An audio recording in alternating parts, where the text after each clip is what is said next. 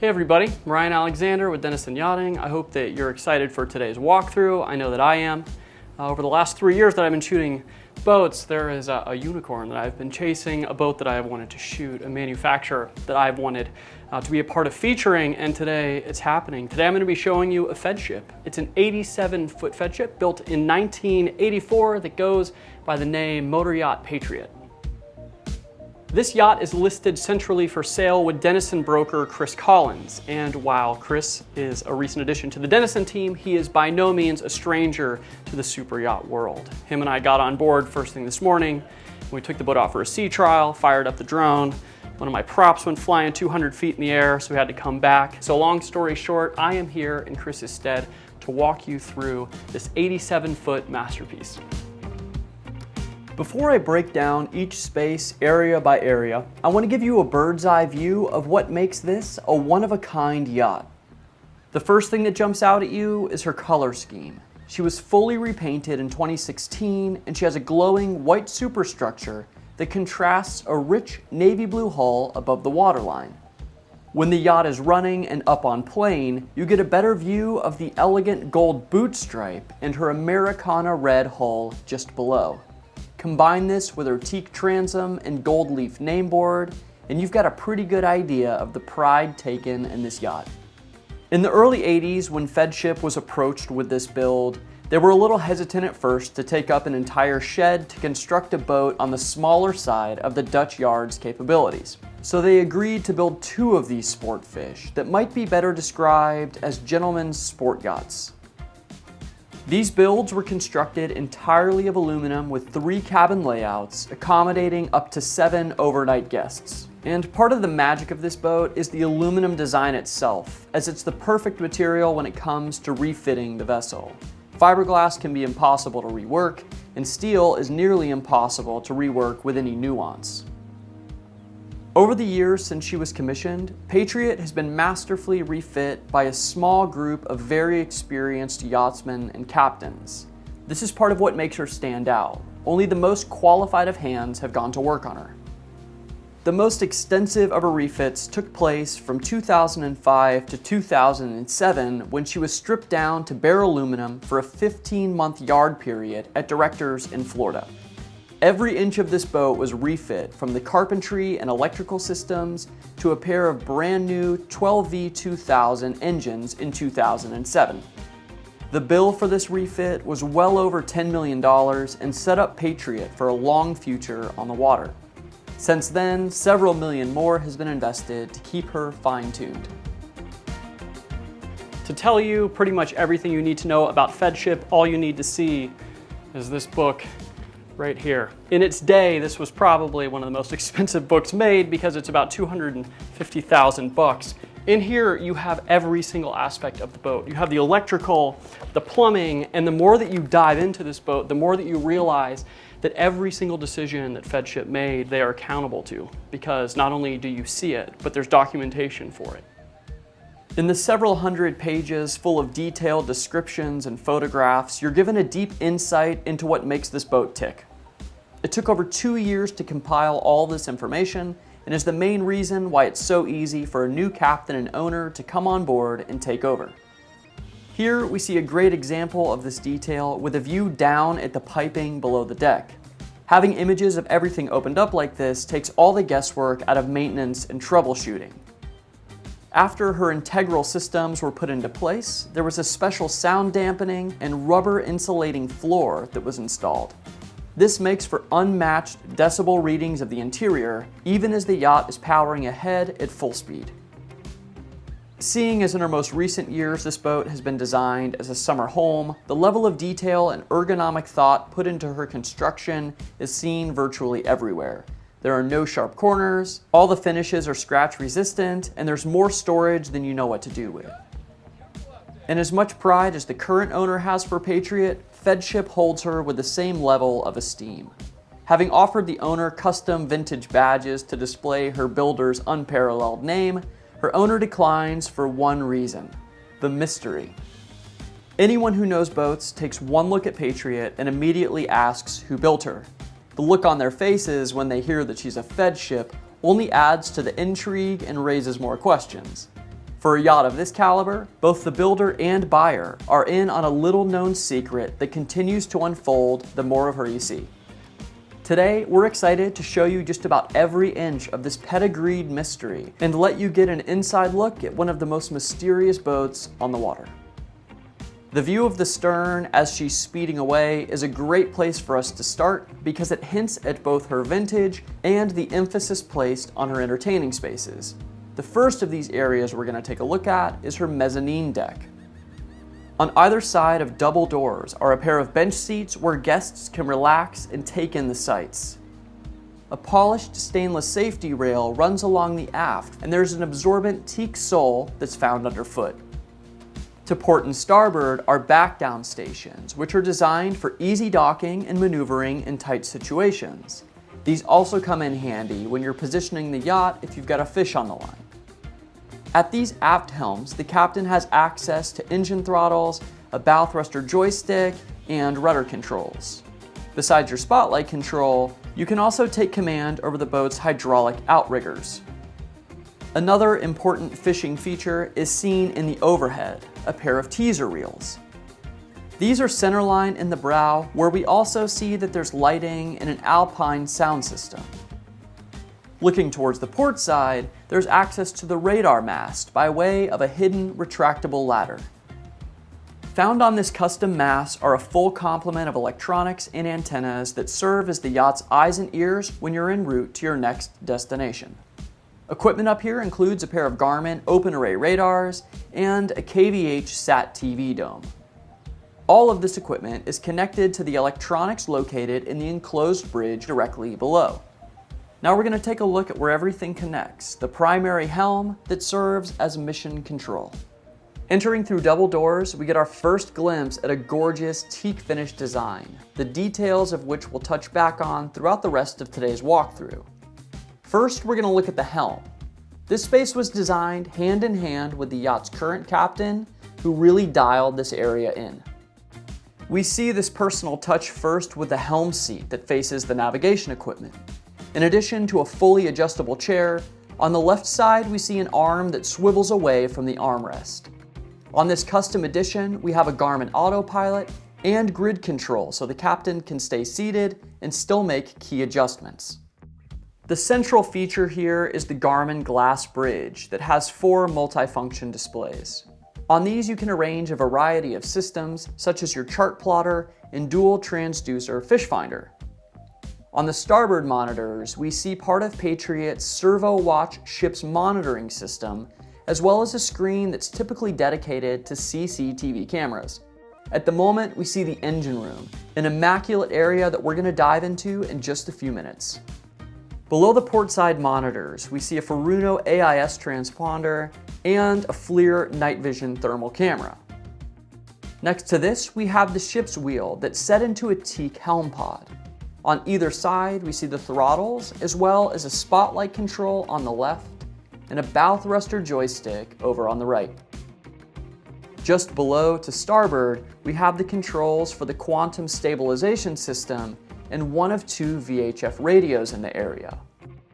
Finally, I want to point out this intuitive electrical control panel. In the green section up top, you have control over all of the lights. Below this, in the red area, are your alarms. If anything's going wrong, it's going to show up here in this subset of buttons. In yellow, you can verify if features like the generators, water maker, and fuel polishing system are running. In blue are miscellaneous controls for the anchor and a switch that lowers the main helm monitors down into the console. With the monitors in this lowered position, you can see just how much glass surrounds this elevated helm. This series of 13 windows on all sides charges this space with light and a panoramic view. Up here in the enclosed bridge, you've got seating for over 8 guests. Aft of the helm are your first 2 seating areas with L-shaped settees in each corner, each with its own tabletop. These are great for those slow cruises with cocktails in hand. Forward of the helm is a long bench seat that faces the horizon. In addition to the bench seat, this area also has a sink to the port side, as well as a ton of storage. Integrated into the lower cabinetry, you see that there's a refrigerator. Overhead here are a pair of skylights that add even more light to an already bright and airy space. The last thing that I want to point out in here are the stairs that lead down to the main deck. When it comes to the level of craftsmanship that went into the millwork on board, you need look no further than the staircase that connects the enclosed bridge with the Salon. A feature that adds some peace of mind is a custom child safety gate that can be popped out when you've got kids on board. The use of teak on Patriot is not only impressive in its design, but also in the sheer volume of it that you find all over. It adorns not only the interior flooring and cabinetry, but also the rest of the guest spaces that you find on the exterior. This includes the mezzanine deck, which we've already taken a look at, and the massive cockpit found directly below. This area features a split-level layout with a lower entertaining and fishing area, as well as a shaded and inviting mezzanine just a few feet above. In the lower section, everything at the moment is based around a dinette for 6 with a high-gloss teak table. The size of the cockpit allows for plenty of room to pull out your chairs, with space left over for walking around the outside when the crew is delivering your meal. Outboard and to starboard, we see a removable boarding ladder that leads down into the cockpit. This can easily be moved around to either side of the boat and is integrated into the natural teak cap rails that surround the entire cockpit. These cover boards are also equipped with rod holders that double as cup holders. Next, note these polished plates that cover the aft rod holders. Removing these covers allows you to add a custom sail shade system that covers the entire cockpit. 4 poles are added along the aft that make it possible to give you shade whenever the sun is proving to be too much. Over on the port side, we have the shore power cable, which is operated using an electric reel. This is just aft of a heavy-duty fire suppression system. When you're not entertaining back here, this area transforms entirely in just a few minutes into a fisherman's dream. The chairs and table are first removed and replaced with a Murray Brothers fighting chair. When converted into fishing mode, you can take further advantage of a split-level live well with panels that break away along the interior. Doing so reveals Lexan panels that turn this into an aquarium-style bait well. Integrated in between these are 2 7-inch Garmin displays that read off your speed and depth and can be seen from the fighting chair. Another important fishing feature is the tuna door found in the starboard aft corner. Now let's take a look at the mezzanine that's forward and 5 steps up from the lower cockpit. Below these stairs, by the way, there is a ton of storage. For seating, there's a long bench seat center line where 4 can sit side by side with their eyes glued to the lines in the water behind you. You also see the same style of safety rail that we found at the upper mezzanine. Providing shade to this area is a molded brow that's been outfitted with lights, speakers, as well as CCTV cameras. Moving to the port side, we next come to a wet bar that contains a hot and cold water sink and a top-loading beverage cooler with lift-assisted hatches. All of the cold storage found on the exterior is stainless, including a deep refrigerator in the mezzanine step and a pair of fish boxes under the cockpit sole. This starboard side fish box is filled with ice directly from an ice maker located in the lazarette. This large storage area is also where the crew has access to Patriot's steering system, which is found in the aft. Wrapping up in the cockpit, let's next take a look at the mechanical space, which we access forward and centerline. This is one of the most intentionally designed engine rooms that we've shown you on our channel, as it was planned and laid out with plenty of room for routine maintenance in mind. I'd first like to point out that the engine room is integral to the design of Patriot's soundproof hull. This assures that you don't hear the engines up in the salon above or in the guest cabins that are located directly forward. Before we take a look at the engines themselves, I want to point out a few other features found in this immaculate mechanical space. For example, forward and centerline is an Alpha Laval fuel polishing system that feeds the engines purified fuel. Outboard of these, yet still forward of the engines, are a pair of large sea chests that cool all of the major systems in here, including the engines and the generators. Outboard are the head units that control the Quantum zero-speed fin stabilizers, which have their own power pack. A great example of how well organized everything is down here is this bilge manifold. Every line is clearly labeled and allows for great access to the surrounding machinery. Jumping to the starboard side, we see a sewage treatment plant that sanitizes every ounce of water that passes through it. And then we have the Kilopack genset. Each of these is 60 kilowatts. These are double insulated, quieting them down and eliminating all vibrations. Aft of the port generator is the all-important AC shore power converter, allowing you to plug into any dock on the globe. And I'd also like to point out the 3 recently replaced 6-ton Dometic chillers for the HVAC system. Immediately adjacent to these and to starboard is a Spectra water maker that makes about 840 gallons a day. The stars of the show down here are a pair of 2007 MTU 12V 2000 common rails. My favorite thing about these is the subtle ice blue paint job that covers each part of the motors with the exception of the polished steel valve covers. Each of these engines puts out 1,800 horsepower and offers Patriot a top speed of around 25 knots when the throttles are pegged. For a much lower burn rate, you can drop back to about 12 knots. This is her slow cruise speed at which you're burning roughly 40 gallons an hour. Generally, Patriot cruises at 20 knots, where she burns about 155 gallons an hour. At this rate, with the 5,000 gallons of fuel that she carries, Patriot boasts a 700 nautical mile range. From here, let's jump from her performance numbers to the most comfortable area on board, the Salon, which takes up the full 20 feet 8 inches of the boat's beam. Upon entering, we have a seating area on the port side. This includes a sofa, a love seat, and a swiveling armchair. This makes for the perfect place to unwind after a long day in the sun and on the water. Looking opposite into starboard, we have the primary indoor dining space. This area used to be a wet bar, but the owner wanted something more practical, and this dinette was it. This includes an L-shaped settee and a granite tabletop. Another feature added here in 2016 was a 48-inch TV that drops down from the overhead. Continuing that Americana theme is the custom cut carpet underfoot that covers the teak sole.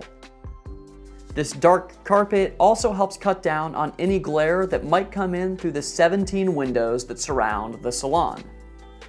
When you're back at the dock or you just want a little shade, you can achieve this with the ocean air electric blinds that are operated through the Crestron system controlled by an iPad. Forward of the Salon into port is the Galley. This is one of the areas that has gotten the most attention in the last handful of years. The most practical aspects in here are the storage and the countersunk granite countertop. These make the Galley feel more like a proper home kitchen than something you'd see on a sport fish. Below the countertop, there are 4 cold drawers. 3 of these are refrigerators and 1 is a freezer. Right next to the freezer is where we see a drawer-style dishwasher.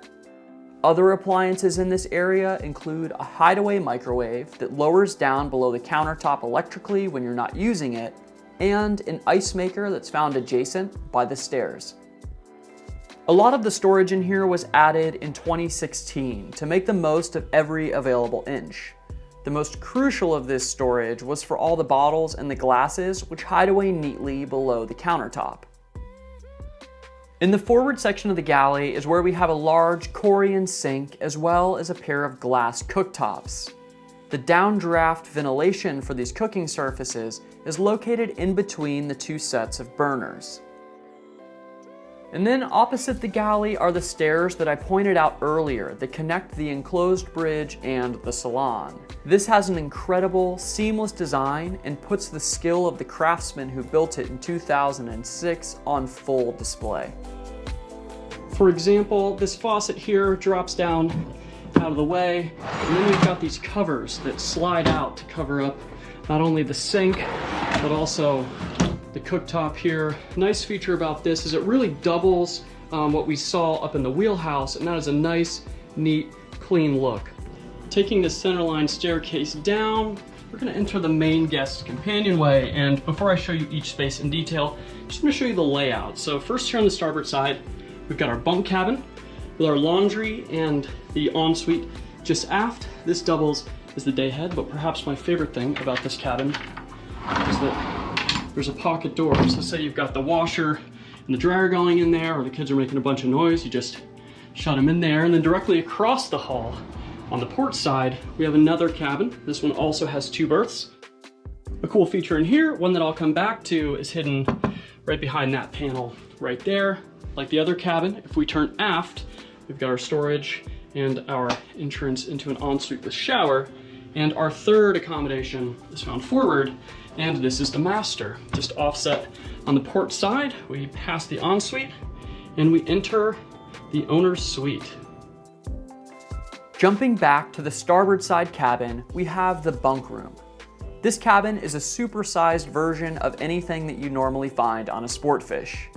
The bunks are outboard and benefit from a whole side window and a large skylight overhead. The theme of maximizing storage continues in here as well, with all of these cabinets next to the bed, as well as a large credenza and a full-sized hanging locker. This often doubles as the crew cabin on board Patriot, so it helps that there's a desk that drops down from the inboard bulkhead, giving you a place to plug into the boat's internet network and get some work done. As we've already covered, one step outside of this cabin is the laundry center with a separate whirlpool washer and dryer. Immediately aft of these is the shared ensuite that has a vanity and Aquarian shower stall. A nice touch in the ensuite that's also found in the rest of the accommodations are these wall coverings. These add a great texture and a little bit of extra depth to each room. Leaving here, let's jump across the hall to the port side and take a look at the next guest cabin, which has a twin configuration. As I noted before, here outboard, I want to point out this right here. Now, it might not look like much, but in here is where everything that ties these 2 berths together is stored. So this is probably a month of planning right here that most people would never see. And one way that you know that this is quality is if you pull this out right here. I worked as a carpenter for a little while, right? And we have this thing called edge banding, which is basically you throw a little glue and a veneer along the outside and it keeps the moisture out. Well, what Feadship has done is outdone themselves. And they added this teak around the outside, but they have this really awesome design right here. If you wanted to pull out just the panel in there, you just flip that down and you can pull that out. But they also created this incredibly unique tool that also ties the beds together, and this keeps it in place, which likely no one will ever see. When the beds are separate like they are now, you've got a nightstand at the head of the berths that's equipped with an iPad. You'll find this in all of the guest spaces, as these control the yacht's Crestron entertainment system. Other important aspects of this cabin are a Pullman berth that allows you to sleep 3 in here, as well as a cedar-lined hanging closet, which is just outside of the ensuite.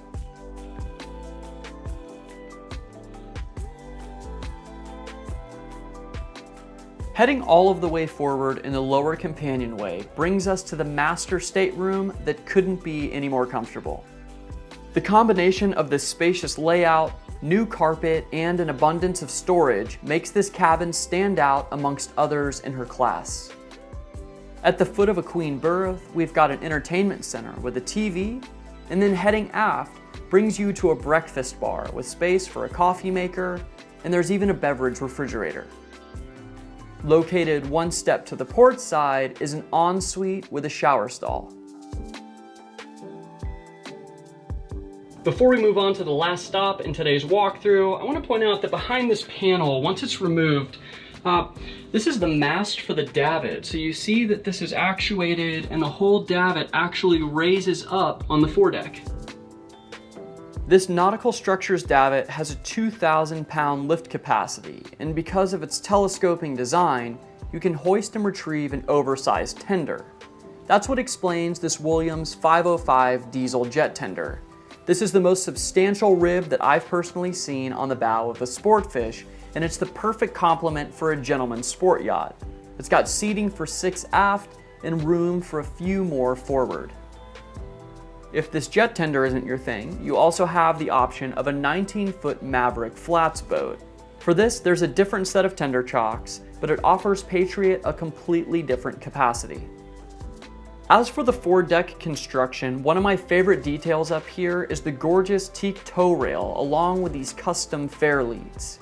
These are a great complement to the oversized Freeman deck hatches that open up into the staterooms below. You've likely also noticed the natural teak sole that's found forward on the bow. This is where we find the chain locker as well as the ground tackle. As for the anchoring setup, this boat is equipped with a Maxwell vertical windlass that raises and lowers a 350-pound stainless steel anchor on 500 feet of durable 13mm chain. Next to the windlass and below the starboard hatch is an 8-foot deep space that was designed for 2 crew members, but is currently used for storage. Not only is it plumbed for a head, but it's also air conditioned, so when you're down here handing lines and fenders up, you get relief from the heat. It's aspects like this and others that I've shown you that illustrate the intentionality and versatility that comes with building a yacht of this pedigree. And you know that you've built something special when the crew loves a boat just as much, if not more, than the owner does.